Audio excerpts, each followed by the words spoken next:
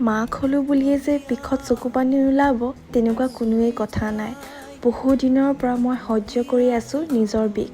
হ'ব পাৰে এইটো সঁচা কথা যে নিজৰ ল'ৰা ছোৱালীৰ ওচৰত দুখ কৰিতো কোনো লাভ নাই, কাৰণ মই যদি দুখ বা কান্দিবলৈ যাওঁ দেহা মানুহ লগ হৈ কান্দি দিব যে মাৰনো কি হৈছে। সৰুতে পিছে আমিও তেনেকুৱা আছিল নহয় জানো?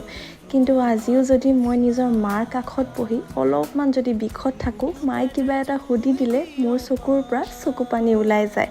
ঠিক তেনেকুৱা আজি হ'ল। ঘৰৰ কাম কৰি আছিলোঁ, আজি অলপমান দৰৱ খাই লৈ ভাল পাইছোঁ। বোলো কিমানো শুই থাকিম, অলপমান কামকে কৰি লওঁ। সেয়া কৰিব লওঁতে মায়ে আকৌ মনত পেলাই দিলে যে মোৰ দৰৱ খাবলৈ আছে। সেই বুলিয়ে দৰৱ খাই লৈ এতিয়া বোলো অলপমান খিচিৰিকে বনাই লওঁ। সেয়া বনালোঁ আৰু খাবলৈ বহিছিলোঁৱেই, তেতিয়াই আকৌ মায়ে কৈ আছে, বেছি বিষাইছে নেকি মোক কচোন আৰু চাওকচোন। মই মুখেদি একো কথা নোকোৱাকৈ মাত্ৰ কান্দি দিলোঁ।